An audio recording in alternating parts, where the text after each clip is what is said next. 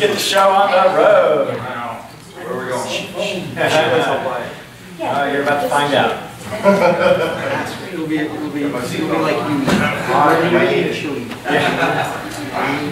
All right, I think we're all here. Thank you everybody for coming. My name's Iman Clark. My partner Daryl Coogan and I run the San Diego Investment Club, mostly real estate investment involved. Jeffrey has been our coach off and on since 2009. I think I've coached Jeffrey 3 times now, and I'm on my 4th round, just signed up for the next breakthrough. Really looking forward to it.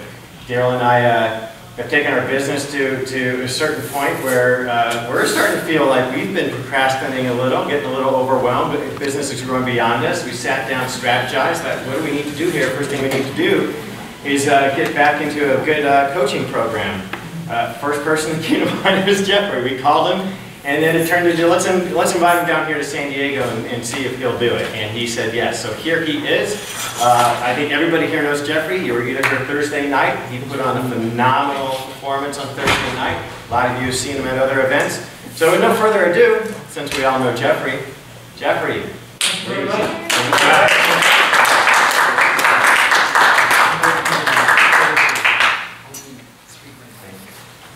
How's everyone doing this morning? Wonderful. I had the privilege of going to La Jolla last night. Was that a great place? Yes. May not, I mean, you guys, how many of you live in the San Diego area? How many of you are not originally from the San Diego area? So, Miguel, you and I are, what's our connection? Iowa. We bleed what? Black and gold. Black and gold. Now, if you know what that means is that we are University of Iowa fans. It's a big difference between living in Iowa and San Diego, isn't it, Miguel? Oh, yeah. So when I was about 4 years old, for Christmas, I got one of those viewfinders, remember that? Yeah. And then the disc that goes in there, so this would have been 1961. I'm 57 years young. So I received one of those little plastic viewfinders that you push the thing, right? So, and the one that I had Disneyland in it. So I knew that I was moving to California. I also knew that I was in the wrong household with the wrong set of parents. I mean, I really knew this innately. My parents had a lot of chaos. Anyone else grow up in that kind of situation? Fortunately, my parents weren't addicts, and I didn't come from a broken home, but I had my own set of dysfunction going in that home. But one of my dreams was to move to California. In 1985, I moved to Westwood, California. You know where that is? Right off the 405, right on Montana at the 405.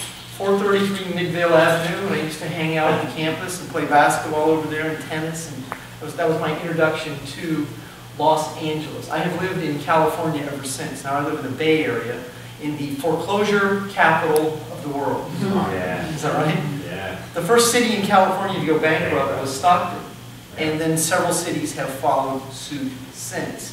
Now what I do for a career is I coach, speak, write, teach people how to brand, and I also specialize in addictions. So these are some of the areas that I will cover today. Now, the reason I highlighted addictions is because addictions typically are emotional. And if you continue to do the same thing over and over and get the same result, then you're going to be living in some form of denial.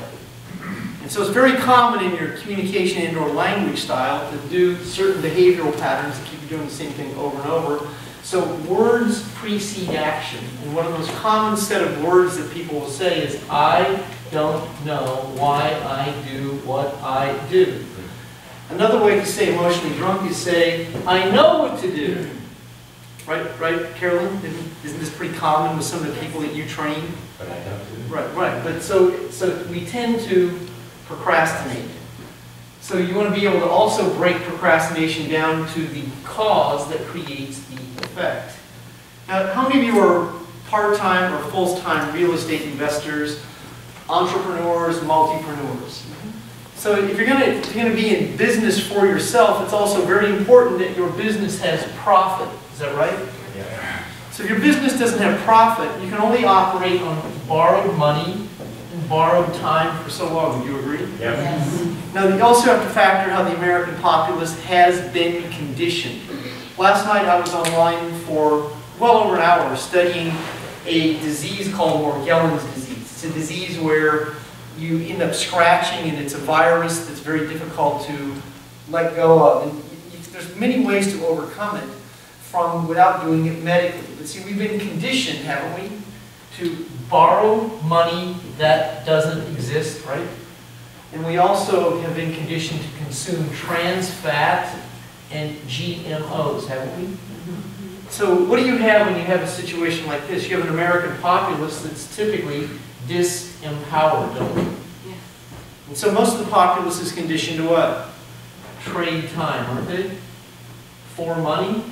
And then the educational system does not typically reward you for getting a lot of degrees, does it? You can have more degrees than the thermometer, but they typically will qualify you for a good job. Now, depending on the level of the job, you might actually escalate up to $250,000. Like one of my clients who worked for Kraft Foods, her name was Patty out of Chicago, Illinois. She came out of the barrio, a Spanish area of Chicago, was the first person in her family to get a degree and a master's degree, climbed the Kraft food ladder up to $221,000, was so overwhelmed and so stressed she had to take a leave of absence. But she had climbed the top of the ladder, and her dialogue with money was not healthy because all of her family expected her to pay the freight. So her $221,000 primarily went to everyone in her family because her dialogue with money was based on guilt. So she ended up supporting the entire French Foreign Legion of her Spanish family. Understand the metaphor, right? Yeah. So when she quit her job, her family was outraged. How dare you do this to us? More guilt. What's that? More guilt. Yeah, more guilt. So that was that because she had set her up, and I assisted her to overcome her emotional addiction. Enabled her in Right, exactly, which is codependence. So so by the time she retired from her job, she had very little left from the $220,000. That tends to be the American way. Most of America has very few assets. Would you agree? Yes. Most of America has what? Yeah. Liability debt, right? With no real formula or system to overcome it. And so many of their goals would be to get out of debt. Now, even though that may be a goal you want to achieve, but the words that precede the action, if just your goal is to get to zero, you don't really understand why you do what you do, you will tend to perpetuate that cycle of up and down. It's very similar to dieting. So this is once again why money and food are very connected, because a large percent of society yo-yos in their physique and they yo-yo in their money. Now your objective, is that correct, in the next 2 to 5 years, is that right? Or you already may be well into the process. But in the next 2 to 5 years, your financial state will be a direct reflection of your emotional state. Yeah.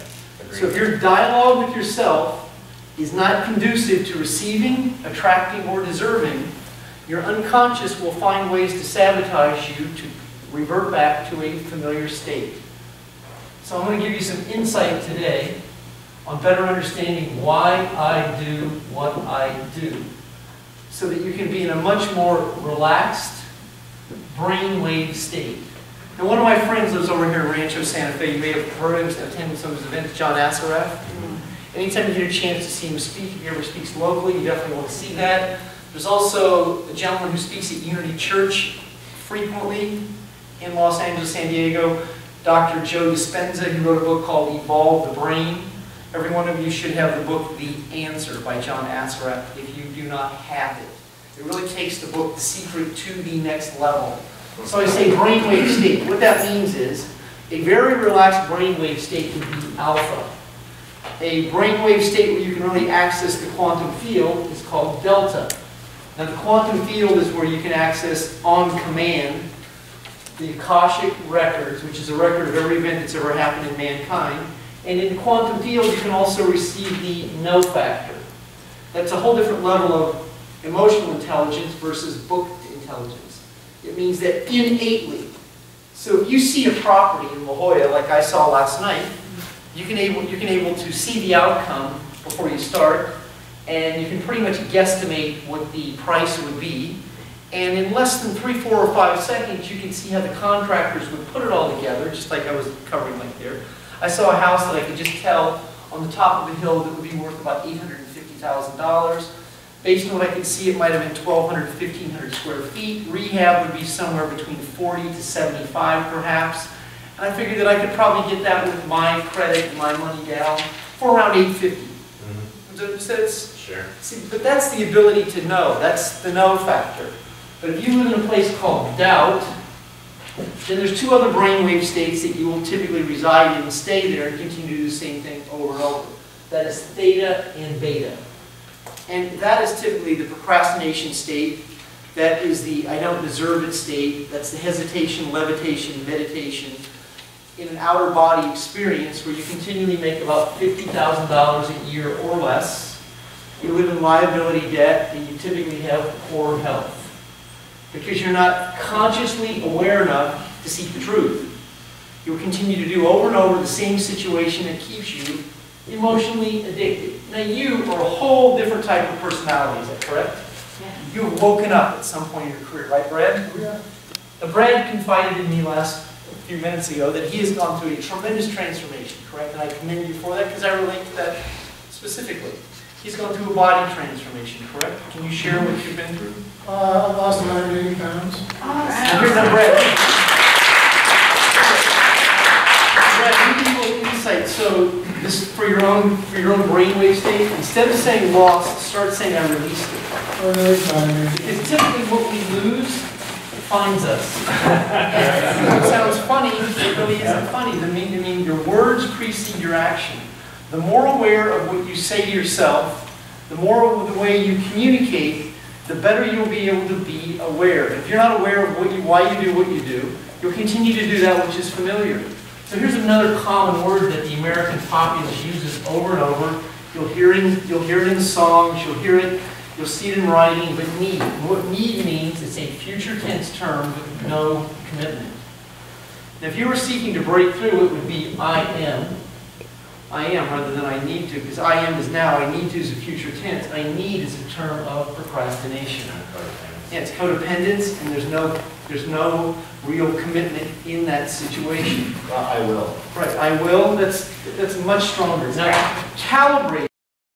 So if I muscle tested you on need, like this, if I muscle tested you when your arm will drop, if I muscle test you on will, it'll stay strong.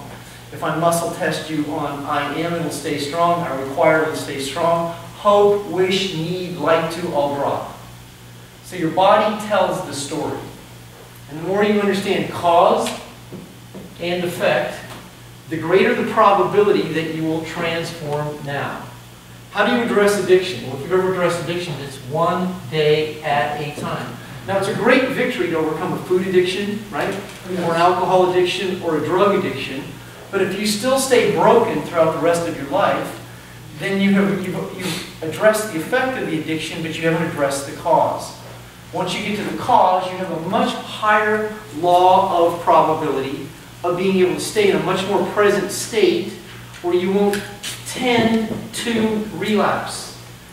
Now, an emotional addiction is different than a physical addiction because in a physical addiction, it's much more traumatic to relapse. So if you relapse in alcohol, it can send you over the edge to the point of suicide. But if you relapse in a set of words, it's not quite as tragic. So if you occasionally say words that aren't of endearment or take you back to an emotional addiction, but you're aware of it, it's not nearly the same situation. And if you are going to change, there are just certain behaviors you can't do anymore. There are just certain behaviors that you have to let go of. One of them would be rescuing. If you're an addicted rescuer, and you just got a divorce, and you're like, oh my God, I'm so free. But you go right back out and attract the same type of soulmate to keep you doing the same thing over and over, you'll end up in the same place, disappointed. So this is what I'm going to cover today. Not bad for an Iowa boy, right, Miguel? Not bad at all. Now, Miguel and I share being from Iowa. Iowa has one very unique college, doesn't it? Yep. Other than the University of Iowa. That college would be Maharishi International University. Have you ever heard of it? Yeah, I heard Maharishi. The townspeople call it Guru U. It's a very unique college. In the 70s, right when I was graduating high school, the Maharishi, the yogi who taught the Beatles Transcendental Meditation, bought a college that went bankrupt. It was called Parsons College. It is definitely a place that you should visit, or you should access some of the type of content, because any kind of relaxation, rest, breathing, where you can silence the inner critic is valuable.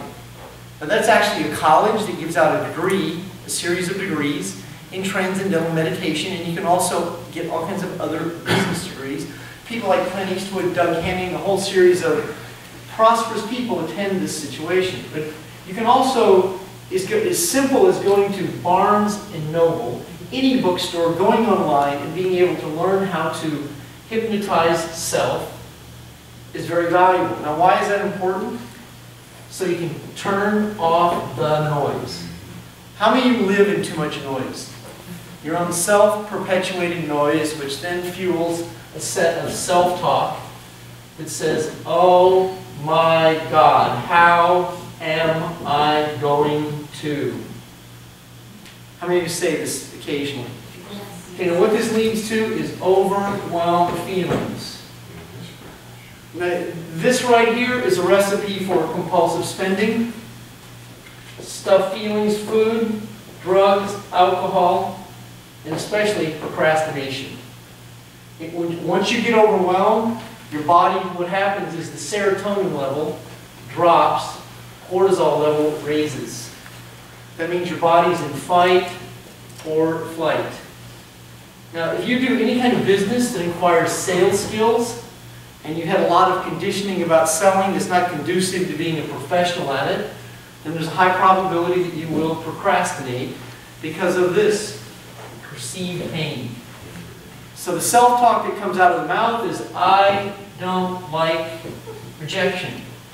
So broken down, let's take a look at rejection. Rejection is abandonment, isn't it? It's abandonment, and it's really someone violating me. Isn't that what it would be? It may be emotional, it may be physical. You have to factor that 3 out of 5 women in America have been molested, 2 out of 5 men have been molested, so that's half the freaking population. And many people will not be candid and open or seek therapy because they have too much shame and too much guilt to address the situation, but they sleepwalk through the rest of their life with stuffed feelings.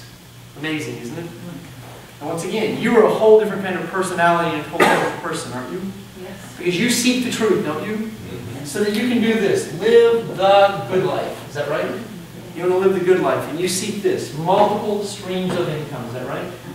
You seek prosperity, don't you? So you can be prosperous, practice reciprocity, giving, serving, producing, traveling, all of the situations that you seek to do. And the most valuable commodity we possess is time. How would you like to never have to trade time for money? What would you do?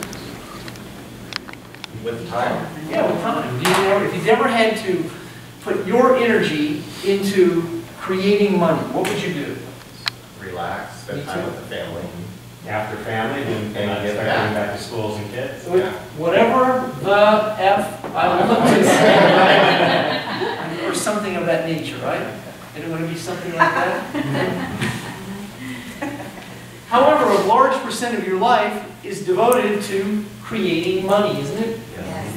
Now, typically we get conditioned to at least 40 hours a week that we devote to creating money. And most Americans, that 40 hours is to paying bills, isn't it? Yes. Is that where most of it goes? So the average person that gets a degree in today's world, they go to San Diego State University, they drop about $120,000 or something like that. So it costs to go to San Diego State University.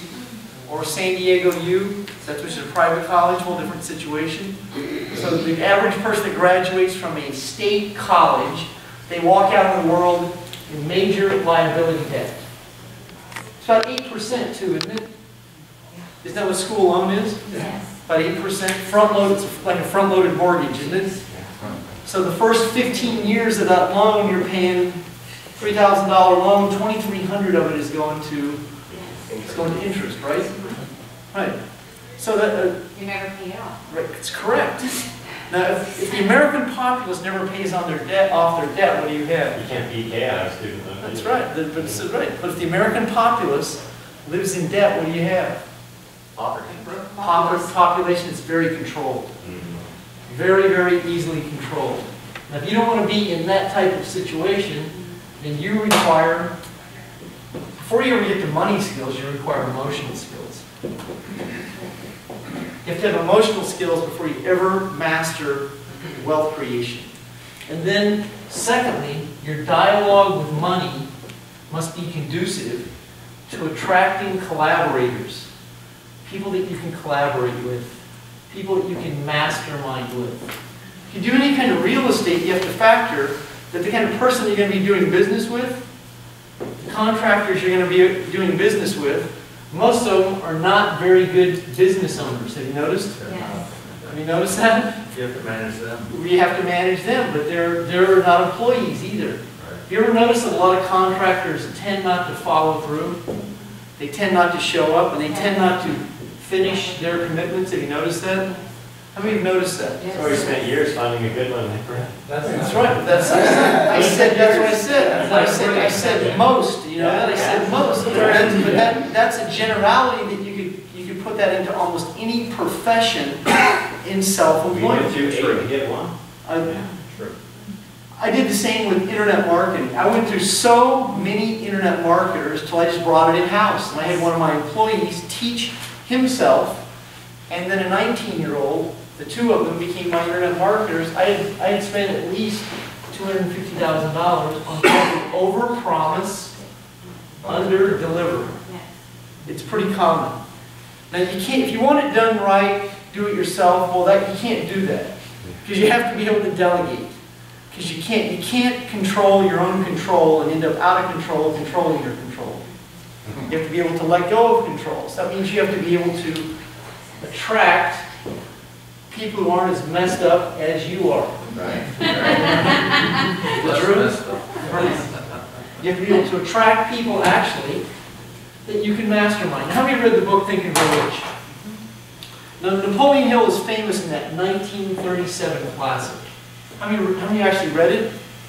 Interesting point, sideline on Napoleon Hill, is in 1943 he went through a divorce and he lost the rights to the book. Wow, didn't know that. His wife ghostwrote the book. He spent about 20 years documenting the book. Now there's a whole book that tells the history of Napoleon Hill called A Lifetime of Riches, written by Michael Ritt. It's a fascinating book. I actually have a couple of mint condition 1942 and 1948 Think and Grow Rich, hardbound in red cover with gold embossed, mint condition. Classic book. Napoleon Hill spent 20 years documenting why rich people do what they do. The difference between the average person versus the exceptional person around the turn of the century. Hill came up with this term, mastermind alliance.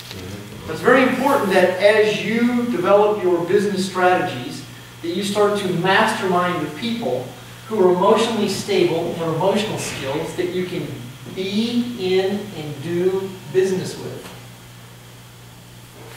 It's hard to find those people. Okay, hold on. Don't see when you say it's hard, then you've already spoken into existence a reality that you will create. Now I will give you credit. It is unique, right? It is our responsibility to attract and create and/or find the people that we can collaborate with. That's the key term. But here's what you're really saying, Daryl, and this is the fact. There's the law of averages, and then there's the law of the few. So this is the law of the few. When it comes to money, only 1/20th of 1% of the population have a net worth of $1 million. Not making $1 million in a calendar year. A lot of people who make $1 million in a calendar year do not have a net worth of $1 million because their habits aren't conducive to any kind of wealth creation or asset creation. Look at Justin Bieber. Is he heading the way out?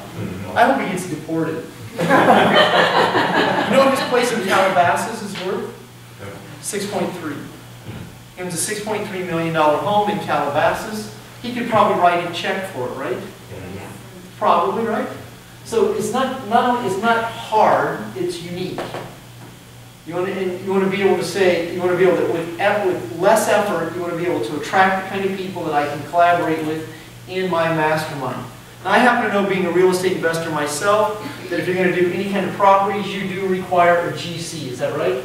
Yes. You require a good GC, and then the GC who also has other contacts. And one general contractor may not be able to fulfill all the requirements. I'm about to take on a fence project, a 8-foot fence. One wall is going to be the length of this wall. I'm going to tie the whole property together. That takes 4 inspections. 2 feet every 2 feet for earthquake, and then concrete has to be poured in the 2 feet. The city has to come out. In my city, that's what has to be done. Now, I got sued once upon a time because and I didn't know this early in my real estate career. I didn't know what a mechanics lien was. I learned.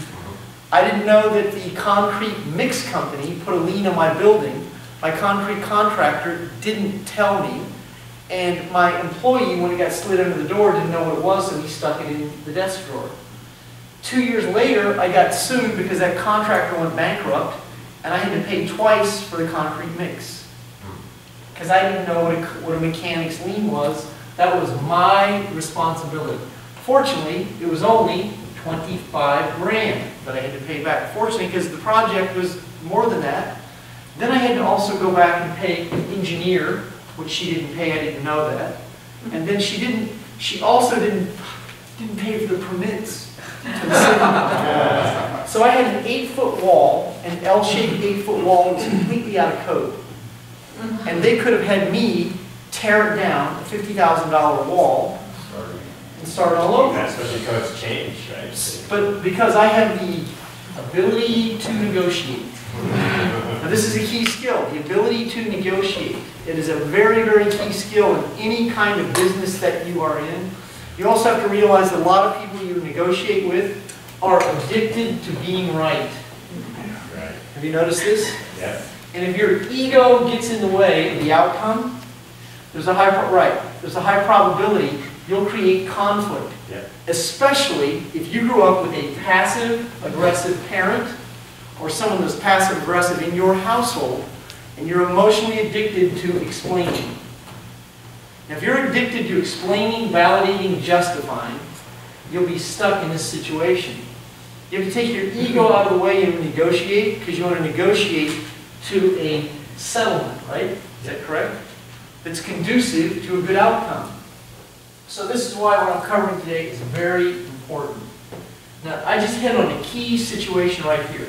Passive, aggressive personality in your background. Now, I'm one of the few people that write on this, speak on it, and I can write a post on Facebook on something passive aggressive and it goes viral like that. I wrote one 2 days ago that had 300 likes on it. Many people picked it up on this passive aggressive personality. You know what this means? You know what this means? A passive aggressive personality in your background.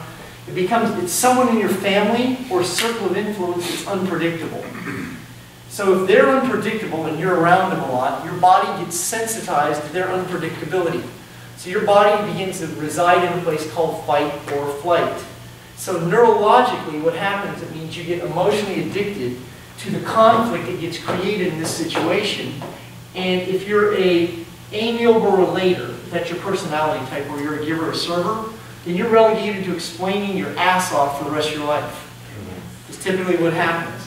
It means mouth opens, I'm talking, I don't even know why I'm talking. How am I doing here? Awesome. Right on. And then if you're the amiable relator, you will laugh at nothing. Most of your life you are laughing, not from joy, but from anxiety. You say, ha ha ha, how are you doing today? And don't even know it, dropping your right shoulder, raising your left shoulder, because it's so embedded in your identity that you release that's how you release the anxiety that you live in. So if you have this kind of personality in your background and you have not addressed this will show up in your contracting work, I got a peep, is that on or a yes? Yes. And you'll attract the same situation over and over. Daryl, what would you like me to cover for your team today, you and Imran? Well, you know, procrastination is a huge one, and I think we all suffer from it at some level. All right, so let's call it this, right? So suffering, let's call it this, though. Let's call it a tendency, so we can break it down. Because we don't want to call ourselves a procrastinator. If I say I'm a procrastinator, that's my identity, right? Yeah. So ways to overcome procrastination so we can be more productive and ultimately. So let's look at what procrastination is and what it isn't. The word procrastination in Latin, it's pronounced it's I forgot, but I haven't remembered. I will remember it. But what it means to avoid. Procrastinate is what it is. It means to avoid. So to address my procrastination tendencies, right, Carolyn? Right, Denise? Yes. It's important that I take a look at where I procrastinate. We will tend to procrastinate in isolated areas. So what is one of the most isolated areas that you tend to procrastinate? Pardon? Saving money. Where else? Picking up the phone call. Picking up the phone. Take a look at your lifestyle, the way you live. Do you live in chaos? Do you live in do you have a lot of clutter and a lot of stuff? One of the most common areas that the American populace procrastinates is what they hold onto. A large percent of the population keeps a lot of stuff because they might need it. That's the story they tell themselves. They hold on to a lot of stuff. Now that's usually a direct reflection of how overwhelmed they are. Now have you started cleaning up your stuff? I have. What have you started doing? I've started room by room, organizing, getting rid of things, boxing up, creating new habits in each area. I have been procrastinating cleaning my personal closet out since the beginning I can remember. Yesterday, I cleaned it out. Congratulations. Here's another very common one, making my bed. How many of you don't make your bed and then you say, well, I'm just going to get in it tonight? It's you. How many of you do that? Sometimes. Sometimes. Okay, so also procrastination is avoidance and rebellion. So the more you understand cause and effect, why I do what I do, the easier it is for you to let go of the cause that creates the effect. I wrote this book in 2009 and then delivered it to the public in 2010, in January 2010, at an event in Dallas, Texas. I brought this to the free market. I shopped it to an agent in 2011, and Career Press now has this in every bookstore in Barnes & Noble. You bought it in Barnes & Noble. And it's now in 4 languages, and it's available in Kindle in Brazil, in Portuguese. And that has happened without me doing any effort. 4 different languages, 4 different continents, and it's because of the value of that book. So ask yourself this, why do I procrastinate in my most common isolated areas? I've asked that question and sometimes I don't know the answer. Well, if I was your coach, I would be able to assist you because here's what I would do. I would start chipping away at the cause that creates the effect. That's where I'm stuck. Another big area for me is taking on too much, right, and prioritizing, and priorities make it cross. Right? So this would be overwhelmed feelings. Now, taking on too much is a direct reflection of how you got conditioned in your household. So this also can fall down to this, birth order, Yeah, oldest child. right? And then the fact of how your parents conditioned you to behave in that household. Did that Or also when I take care of the kids. Hold on, so, pardon? Did that also fall under guilt? Yes, but it can fall, right. The emotions are anger, hate, and resentment. Very similar energies. Anger is typically based on a violation. Hate is when it's personalized. Resentment is when it's long-term. So those are 3 emotions. Resentment shows up in guilt. I'll show you how resentment shows up in guilt. Then there's guilt and shame. Then there is abandonment and rejection. And then there's overwhelmed feelings. Now, if I tend to take on a lot of responsibilities, and I do a lot for others, typically what I will tend to do is I will do too much for others, set myself up set myself up and set them up to disappoint me so I can resent them. Yeah. Establishing boundaries did a big transformation for me. Well, exactly. In the term that many people have challenges with is no, or I can't. I had a really interesting experience recently. I had a woman hire me, and I didn't really connect with her. She was just all over the map. She was overwhelmed. She was a sharp woman, had lots of potential. She was a hairdresser or a stylist. She was a stylist in Staten Island, and I never really connected with her. She was all over the map. She couldn't show up for appointments, couldn't remember them, would call them the wrong days. A typical overwhelmed type of person. I finished my coaching with her, then her soon-to-be husband hired me. And I could tell immediately I did not like this guy, did not want to coach him, and actually offered him his money back. And he changed when I took it away, and I wasn't taking it away from him because it was no ploy, I just didn't want to coach this guy. And he changed real quickly. It's like he changed. Then at the end of my coaching, he started pressing me to invest with him. Now he's a Wall Street broker. And then when I was finished coaching with him, then he sent me a message and said, I have a great investment, I want to talk to you. And I just told him, I typed back to him and said, I'm not in a position to do that this week. Then he sent a whole series, like a barrage of messages on Facebook. I'm blowing him off, you're a procrastinator, you're not doing what you speak, you're a fraud. See what I'm showing? Pardon? He had an agenda from day one, it sounded like. Possibly. I mean, I don't really know that. Possibly, but I'm just telling you how it all kind of played out. And then, so he was seeking to engage me. Right? Well, he's ultimately a victim. Right, but he's also...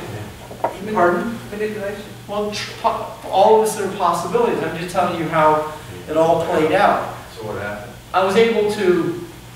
I sent him a longer message than I normally ever write. I don't like to engage this kind of personality because it's a lose-lose situation. Yes. And something I said to him, he ended up apologizing. I mean, this guy was a strange character, but you could tell that he was a very aggressive, passive-aggressive person. He was like hyper-aggressive, passive-aggressive. He had that reflex. He had a reflex, but he ended up backing down from it. It was interesting. Mike Ditka was one of his clients at one point, and Ditka fired him. Ditka would never return his phone calls, and he had $100,000 of Ditka's money. This guy is also seeking to be J-Lo's investor. He knows, so it's just... Your first gut feeling was right. It was. And this personality was super passive-aggressive. So he was setting me up to point him from the get-go. Yeah. And I could feel it, and it was my responsibility. I should have just refunded him after my second hour, Right. but my own guilt kept me in there, and that was the net result of it. And he has now gone away, at least temporarily. Jeffrey, why guilt? What would keep you in there? Guilt for what? How many questions you have? Jeffrey, what guilt would you have for that situation? Well, I just explained to you that he changed his whole personality after I told him I was going to give him a refund, and I felt he merited. Well, but I miscalculated myself. Fishes and wishes. So what I'm telling you is that, to me, I don't use the M word. It was a mistake. It was an error in judgment. It's a Jim Rome term. Now, if I could do it all over you, I would. I can't do it all over you. But the good thing is I neutralized the guy. And I gave him a full refund after I finished his coaching because I didn't want his money in my bank account. So that's how I felt I could neutralize him. And then it's like spiritually, he had no hold on me. Right. Now, that was my choice. I don't suggest you do any of that. I will occasionally, that's something I do very rarely, because I also felt that I serviced the client, but this guy was so aggressive that I felt like spiritually I required neutralizing him in universal consciousness. Well, I choose not to work with certain clients, and I'll tell them right up front. They don't understand it. I'd say you eliminated any guilt, like, okay, done, right? Well, it was just worth it. Yeah. There's just certain people that you have to learn. You just can't service them because they're they're so aggressive and they've been violated for whatever the situation is, and they will target certain people to be in conflict with. Because they would rather be right than rich in or prosperous or spiritual or whatever term you want to use, that there are certain personalities that have a conflict consciousness. Or anything they Right, sell so- your time. Right, so I look for this, and now Denise, there are certain personalities that they have a conflict consciousness. And these are the kind of people that would rather be right, and they want to engage us, seduce us, draw us in, and then put us in a position that we have to defend ourselves. Here's a classic example. I spoke in Columbia, South Carolina about a month ago,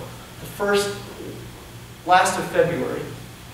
And I walk up the side of the room, and the woman sits right there, and she goes, "You're a lot skinnier than I thought you'd be." I mean, how do you respond to that kind of statement? A woman recently said to me, she looked at my CDs, and she goes, "Wow, your hair's a lot grayer now." I mean, how do you respond to someone like this? Now, if I point out, well, you look like you're maybe 15 pounds overweight, she would, what would she do? What would she do? She would feel offended, wouldn't she? But it's okay for some of these people to make flagrant statements to you, especially when they perceive you to be an expert, prosperous, or you represent something that they feel they may not be. Now, I don't feel any of this toward this personality, but you want to watch this type of situation, because really what is happening is this person is seeking an engagement from you. They're validating their insecurity. Right. Well, they want you to now engage in conflict with them. So I said to both of those people, I said, "Thanks."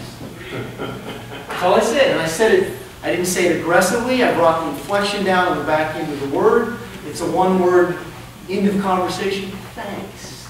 And I just moved along. Because there was nothing to gain in that emotional transaction, right? So we must learn this. We must learn when to cut our losses. In real estate, if you don't cut your losses sometimes, you get just absolutely buried. First loss is your cheapest one. Exactly. Have you ever seen Flipping Las Vegas or Flipping Vegas on Saturday night? Once. One of my clients was on that last Saturday. I was in New Jersey, channel surfing, having room service. I watch that show occasionally. It's pretty interesting. That's a bot show. You know how that works? Yeah, they have in San Diego down here too. All right, so typically they'll come to someone who they perceive to be a top-tier real estate investor, one of the channels where, and you buy the episodes.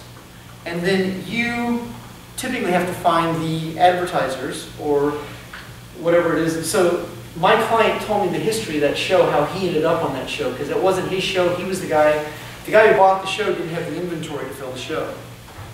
And so it was a staged show, and so my client told me the inside of it. Here's what's funny, he looked this guy up. He's a really good real estate investor. His name's Mark McKee. So Mark gave me some insight a little bit on how that whole situation happened. I was watching that show, and I could tell they were flipping a $79,000 property. I was surprised the square footage of a giant pool. Is Las Vegas that bad? It's not bad. Yeah. Is it still that bad? Yeah, no. Well, not as bad. Well, they flipped the house they started at $79,000. They put 40 into it. So you could tell, the backyard was a disaster. It was built into a hill. It had a giant retaining wall that had cinder block on it. It had been terraced. Mm-hmm. And they hadn't tied the blocks in. You could tell because yes, like this. And, like I looked at that and go, wow, this is a disaster. Because I looked at that and I'm like, love it. The freaking wall. I like disasters. We actually have one right now in Carlsbad. In Carlsbad, yeah. So the show said that they sold it for $159. So that would be what, 80 How did they make money? 20? Why bother? How did they couldn't make any money out of it? Yeah. I'm just telling you what the show said. Right, okay. I mean, I wouldn't. Yeah. Well, I would have looked at that property and said, no way. Yeah. We wouldn't do it. Because the backyard told them, you should have seen the house. The house was a disaster. Should have bought it for you now. Those numbers doesn't mean a $40,000 profit. Oh, I know that. I know that. So They here's, leave out the middle. if you're any business that you take on, and I like to teach skills in real estate, internet marketing, and direct sales, network marketing. Any business that you take on, you You have to be able to, number one, size up the landscape. Is that important? Yes. Before you start, you have to have a pretty good idea of what the outcome you want to seek. Now, a large percent of the clients that I coach have had jobs. And their education that they've had over their life is not conducive to being an entrepreneur. And the challenge with the model that they've grown up with is that they want instant gratification. Because they're conditioned to being paid weekly, monthly, annually. So this is the biggest challenge the American populace, who is a wage earner, faces, is their patience. And then you factor that the American populace has to get paid weekly or bi-weekly because of their liability debt. Most of the population can't hang in there very long. Have you noticed? So it's your responsibility, if you're mentoring people, to realize that the law of averages aren't very high of the people who are going to succeed. And depending on the business model you're in, and see, people join network marketing companies every day. They join them for $500, $1,000. It's not like getting into real estate, is it? The risk and reward factor, the startup capital, they quit like flies. They drop off like flies, like this. And a lot of them that start don't even really get started. They never the same. So you have to factor in any endeavor that you encounter. There's a law of average. Just like I said, the second baseman for the San Diego Padres this year is who? The shortstop. Who's one of the role players for San Diego Padres this year? Anybody know?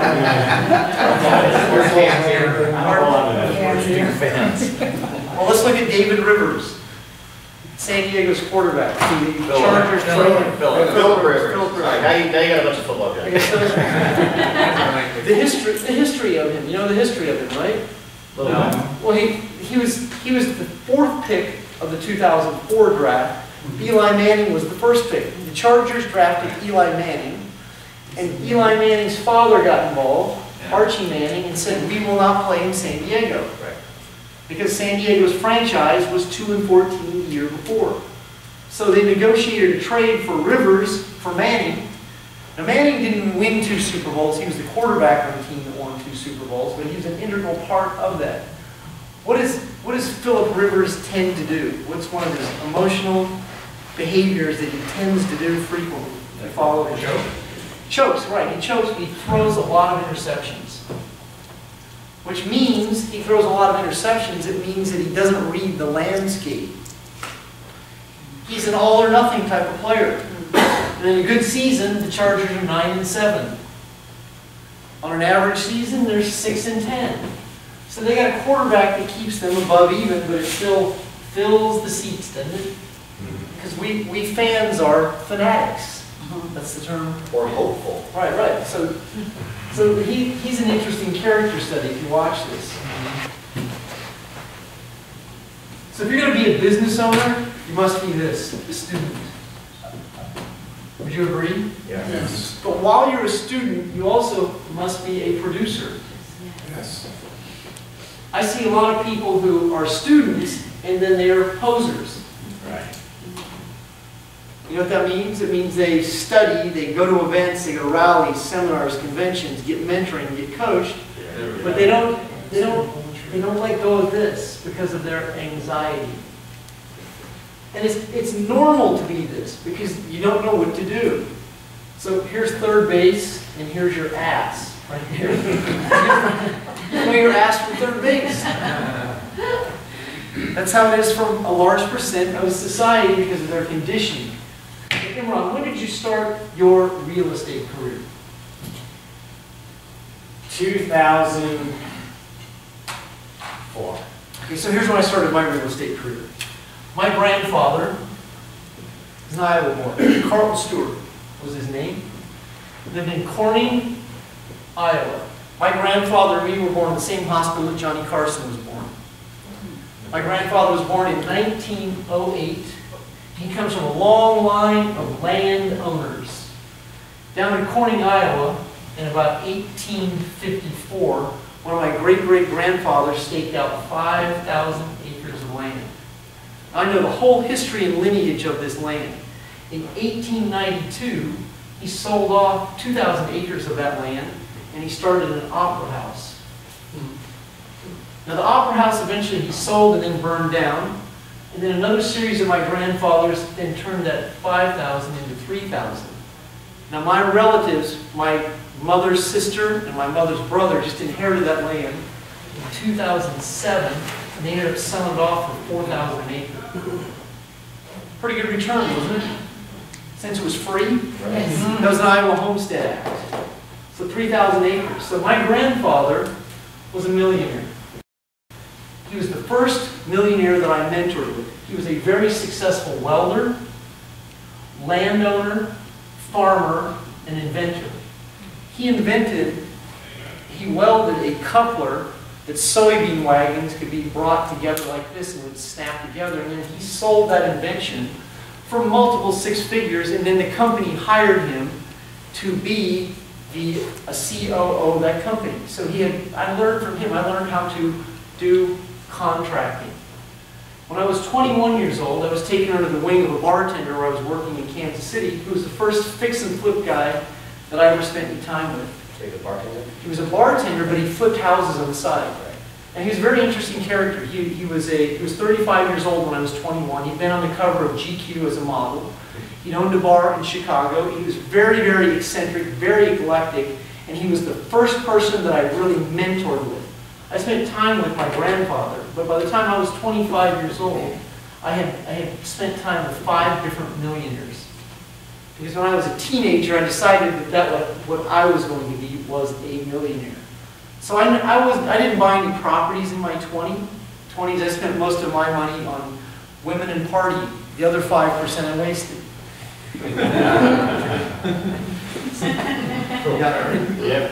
So money just, with me in my 20s, money just came and went. You invested in social. Yes, it was early social media. Social meditation. So Imran, real estate investing. I met you actually in 2007. Do you remember that night? Mm-hmm. Irvine, is it yes? Yes. Irvine, California. Now, Daryl and Imran were part of one of the most interesting real estate cultures I have ever been, that I've ever been around. That was a company called Nouveau Riche.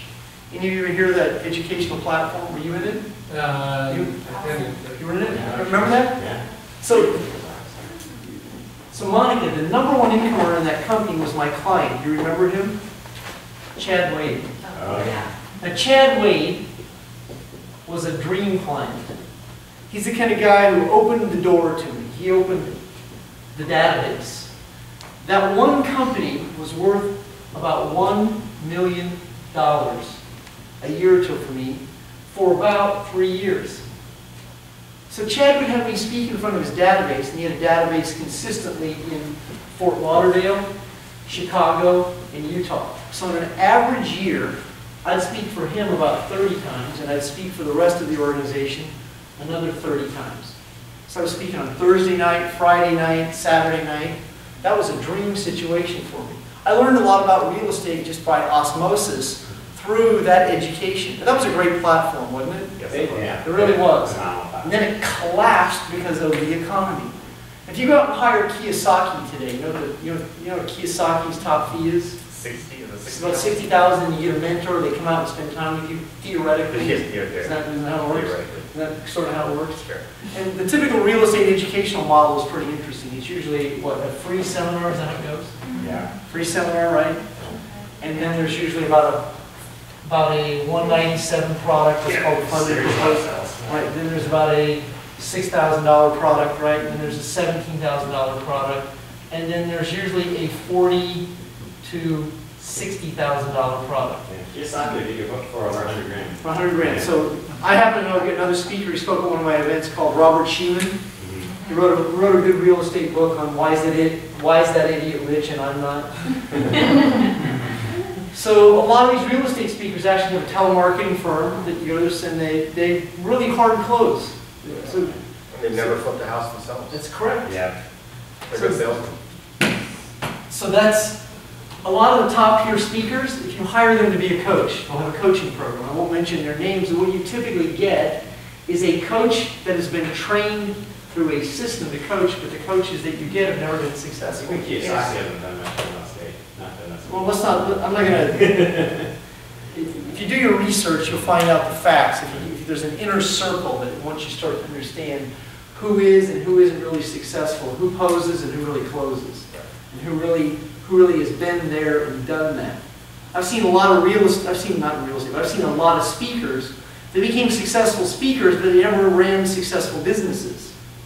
So you also want to be aware of what you're getting when you hire someone. And so you don't even really have to have a mentor. You should, right, theoretically, because you can still model yourself after someone also. You can still do that too. Accountability. Right. But accountability, but here's what still matters is what I do daily. Having a mentor or someone to model can assist you to eliminate mistakes. But I never tell anyone that they need me, or they have to, or they should, because that's control. I want them to see the value, and I'll ask them a few questions if they give me objections, but if I can tell real quickly who's going to buy and who's not going to buy, and I get out of the conversation very, very quickly. That means you have to be able to, once again, see the landscape. You have to be able to trust intuition. What would you like me to cover for you today, CJ? My name. Remember my name? Jeff.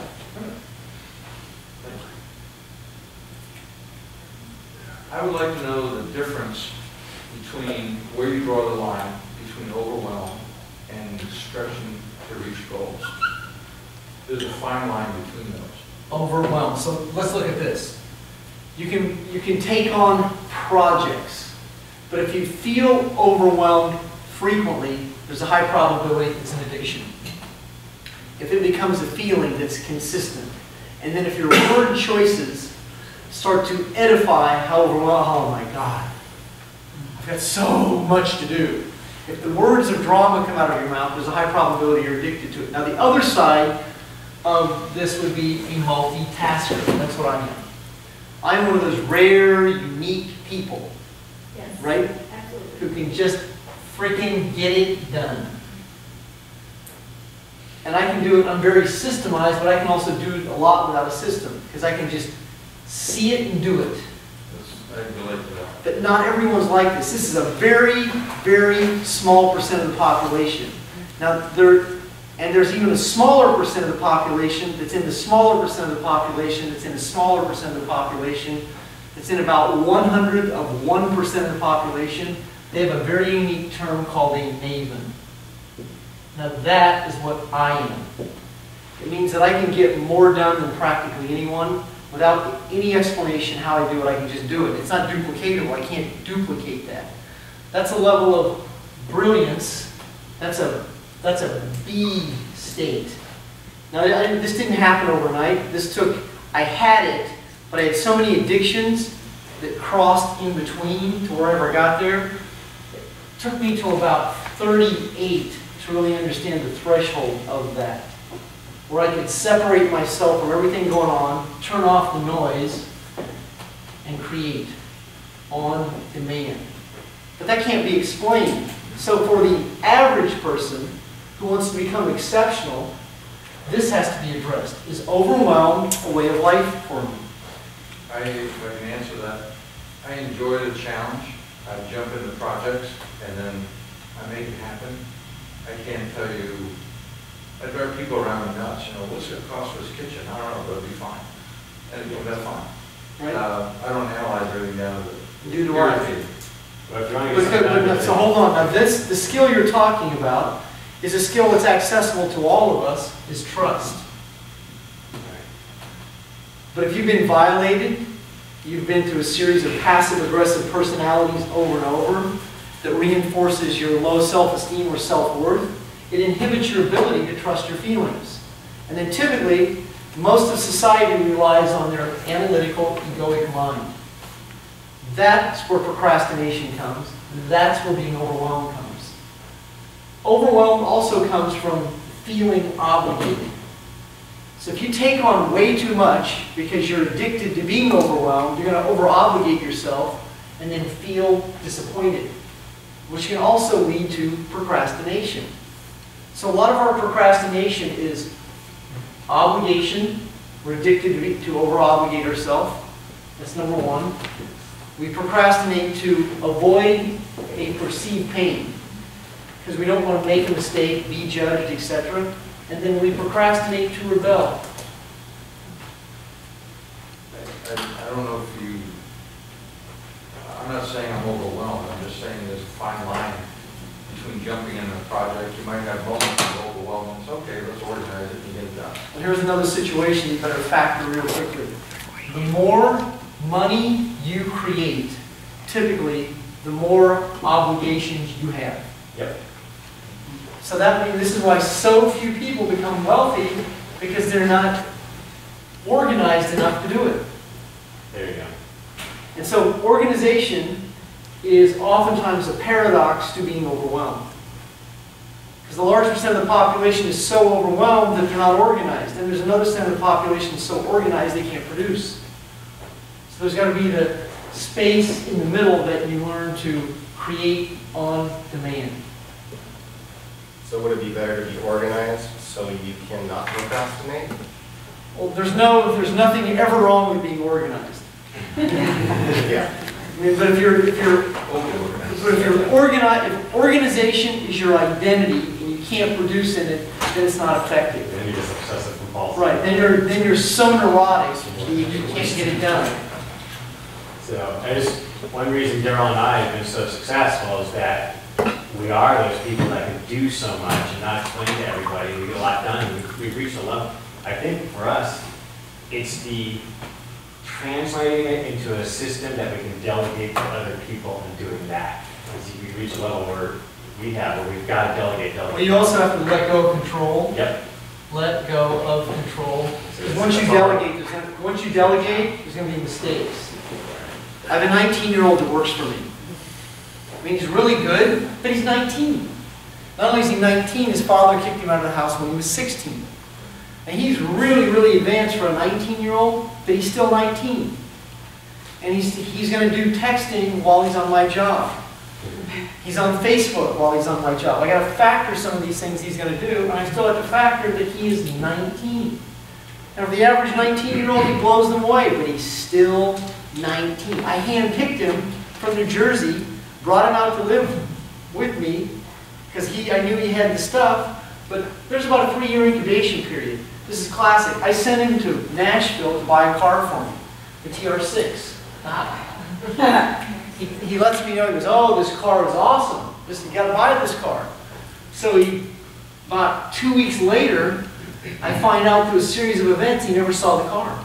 Oh, he's from the computer? Yeah.